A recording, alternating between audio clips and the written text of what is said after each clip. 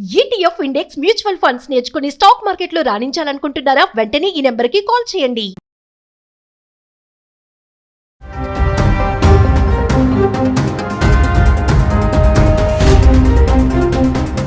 నమస్తే, welcome back to Suman TV. Present మనతో పాటు ఉన్నారు ఎనలిస్ట్ మందర్ కృష్ణారెడ్డి గారు. నమస్తే సార్. నమస్తే అమ్మా.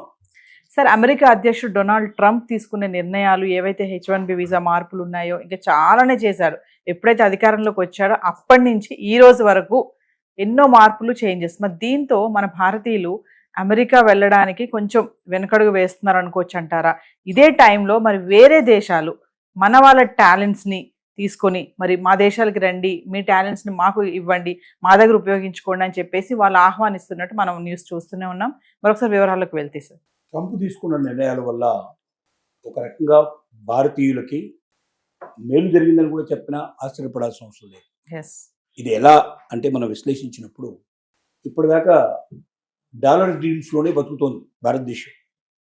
అంటే నేను చదువుకుంటే అమెరికాలో చదువుకుంటాను, అక్కడే ఉద్యోగం చేస్తాను, కోట్లు సంపాదిస్తాను, భారతదేశాన్ని పంపిస్తాను, ఇక్కడ నేను ఆస్తులు అవి కొనుక్కొని ఇక్కడ సెటిల్ అయ్యే అవకాశం ఉంది. లేదంటే అమెరికాలోనే ఆస్తులు కొనుక్కొని అక్కడే సెటిల్ అవుతాను. అవసరమైతే ఇక్కడే నేను రాజకీయాలు కూడా పోటీ చేసి నేను నిలబడగలిగే శక్తి సామర్థ్యాలు కూడా నాకు ఉన్నాయి. ఎందుకంటే అలాంటి అవకాశాలు కూడా అమెరికా కల్పించింది.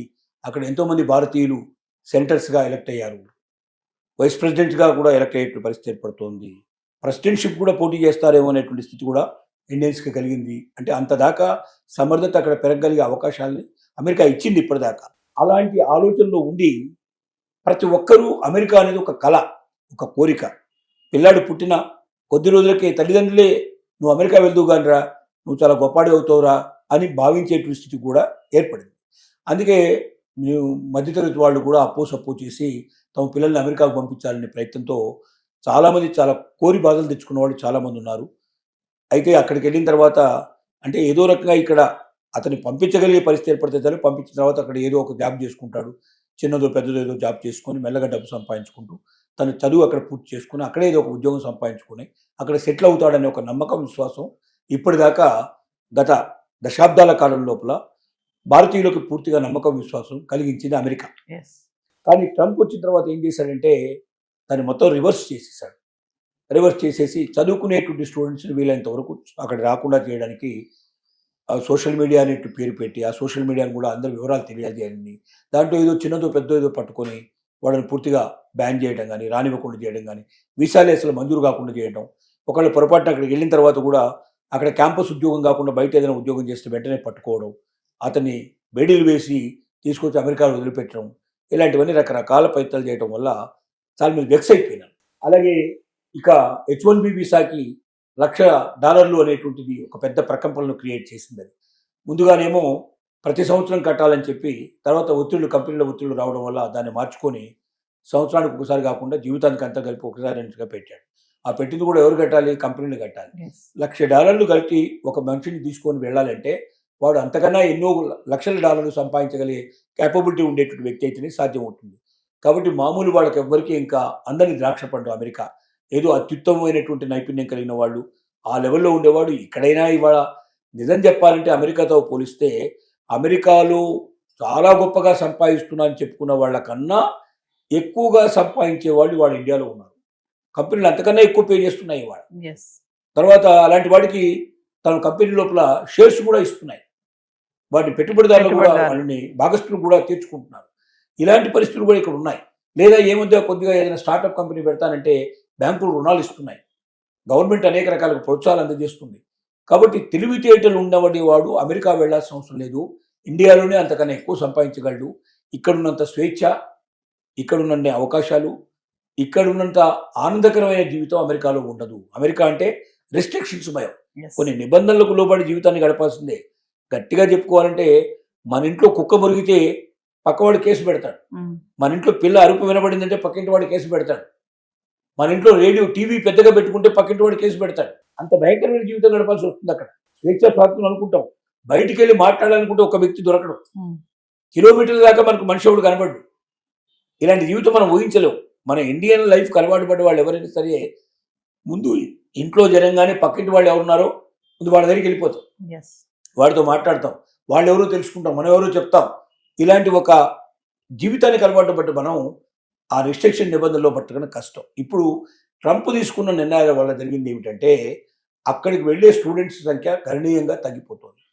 ఒకటి, ఎంక్వైరీ చేయడం, అమెరికాలో ఏమేమి చదువులు ఉన్నాయని ఎంక్వైరీ చేసే వాళ్ళ సంఖ్య 46.4% తగ్గిపోయినట్టుగా లెక్కలు వస్తున్నాయి.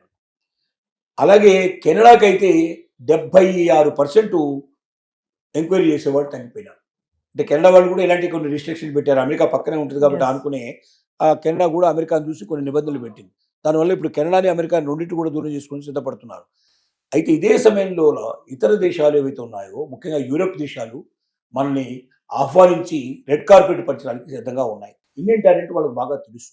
అమెరికా ఇవాళ ఇంత డెవలప్ అయిందంటే దాంట్లో ఇండియన్స్ యొక్క పాత్ర చాలా ఎక్కువ. డెఫినెట్గా మనం గుండెల మీద చేసుకొని చెప్పొచ్చు, అమెరికా అభివృద్ధిలో భారతీయ సైంటిస్టులు, భారతీయ ఉద్యోగస్తుల యొక్క పాత్ర చాలా ఎక్కువ. వాళ్ళంత అభివృద్ధి చెందారంటే, వాళ్ళ టెక్నాలజీ అంత డెవలప్ అయిందంటే మన వాళ్ళు లేకపోతే అది సాధ్యమయ్యే పని కాదు. Yes. అందుకే అమెరికాలో ఉండేటువంటి అనేక టెక్ కంపెనీలు ఇవాళ భారతదేశం నుంచి వెళ్ళినటువంటి ఉద్యోగస్తులకి అక్కడ వాళ్ళని సీఈఓలుగా ప్రకటించింది. ఇంత అమెరికా లోపల ఇవాళ ట్రంప్ తీసుకొస్తున్న విధానాల్లో కూడా ఇంకా రోజు రోజుకి సీఈఓలు కొత్తగా ఇండియన్స్నే పెట్టుకుంటున్నారు, కానీ అక్కడ ఉండే వాళ్ళని కాకుండా అమెరికన్స్ ఎవరు పెట్టిగా అపాయింట్ చేసుకొని సిద్ధపడలేవు. కారణం ఏంటంటే అమెరికాలో ఉండే వాళ్ళకి టెక్నాలజీ తెలవడం చాలా తక్కువ మంది అక్కడ తెలిసిన వాళ్ళు. రెండోది ఏంటంటే వాళ్ళు రిస్ట్రిక్టెడ్ టైం పనిచేస్తారు. నేను Yes. కరెక్ట్గా 10 to 5 అంటే 10 to 5 అంతే. 5 o'clock తర్వాత ఒక్క సెకండ్ కూడా ఆగరు వాళ్ళు. 10 o'clock లోపల ఒక్క సెకండ్ కూడా వాళ్ళు 10 o'clock పర్ఫెక్ట్గా అక్కడ ఉంటారు. 5 o'clock వెళ్ళిపోతారు. మన ఇండియన్స్ అట్లా కాదు. అవసరమైతే పని ఉందంటే రాత్రంతా కూర్చొని కూడా పనిచేసి పూర్తి చేస్తారు. సెలవులు కూడా వదులుకొని ఉండడానికి సిద్ధపడతారు. అంటే ఇక్కడ ఉన్నటువంటి దానికి ఒక కమిటెడ్గా ఉండేటువంటి ఎంప్లాయీస్ని ఇష్టపడేటువంటి విధానం. అందుకే ఇండియన్స్కి పెద్దపీట వేశారు. 75,000 ఉద్యోగాలు ప్రతి సంవత్సరం కూడా రిలీజ్ అవుతుంటే దాంట్లో 71% ఇండియన్స్కే అవకాశం కల్పించారు. Yes. కానీ ఇప్పుడు పరిస్థితులు మారిపోయినాయి. ట్రంప్ తీసుకొచ్చిన నిర్ణయాల్లో 2 జరగబోతున్నాయి. ఒకటి ఏంటంటే భారతదేశానికి తిరిగి వచ్చి ఇక్కడ తమకున్నటువంటి శక్తి సామర్థ్యాల్ని పెట్టుకొని తమే కంపెనీలు స్టార్ట్ చేసి తాము బతకడం, తాము గొప్పగా జీవించడమే కాకుండా ఇక్కడ ఉన్న వాళ్ళకి ఉద్యోగం కల్పించేటువంటి పరిస్థితి ఒకటి. చాలామంది ఆ నిర్ణయాలు తీసుకోబోతున్నారు. ఎందుకంటే ఇక్కడ ఏదో మనం అమెరికా లోపల బానిస బతుకు బతికేదానికన్నా ఇండియాకు వెళ్ళి స్వతంత్రమైన జీవితం గడపచ్చు. నేను పుట్టిన దేశం, నా దేశానికి నేను సేవ చేసే ఒక గొప్ప అవకాశం ఇప్పుడు నాకు కలిగింది. ఇప్పటికి నా కళ్ళు తెరిపించబడ్డాయి. ఇప్పుడు నా దగ్గర కొంత ఇన్వెస్ట్మెంట్ ఉంది. ఈ ఇన్వెస్ట్మెంట్ తోటి నేను ఇండియాకి వెళ్ళిపోయి అక్కడ నేను కంపెనీ ఓపెన్ చేసి నాకున్నటువంటి మేధస్సుతోటి అక్కడ ఇంకా ఇంతమంది మేధావులు కావాలంటే ఎంతమందిని దొరుకుతారు. అమెరికాలో ఇచ్చేటువంటి ఈ ఉద్యోగం ఏదైతే మనం జీతం ఇస్తున్నామో అందులో 10% 20% ఇస్తే కూడా అక్కడ దొరికేవాళ్ళు ఉన్నారు. Yes. ఇంతకన్నా మంచి మేధావులు దొరుకుతారు అక్కడ. కాబట్టి వీళ్ళని పెట్టుకొని అవసరమైతే అమెరికా లాంటి దేశాలు, మిగతా దేశాలకు కూడా కావాల్సిన ప్రోడక్ట్స్ మనం ఇవ్వచ్చు, సర్వీసెస్ మనం ఇవ్వచ్చు. అక్కడి నుంచి అవుట్ సోర్సింగ్ లోపల మనం ఇక్కడ కంపెనీలకు మనం సర్వీస్ చేయొచ్చు. మనం అనవసరంగా అమెరికాలో ఉంటాం వేస్ట్. రోజు రోజుకు నిబంధనలు మారిపోతున్నాయి. ఎప్పుడు ఏ క్షణంలో నిర్ణయం తీసుకుంటారో తెలియదు.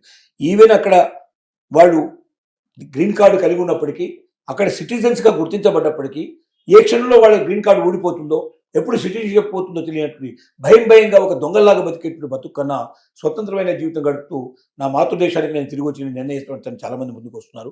దానికి తోడుగా ఇవాళ ముఖ్యంగా అక్కడున్న జర్మనీ దేశం చాలా గొప్ప అవకాశాలు కల్పిస్తోంది.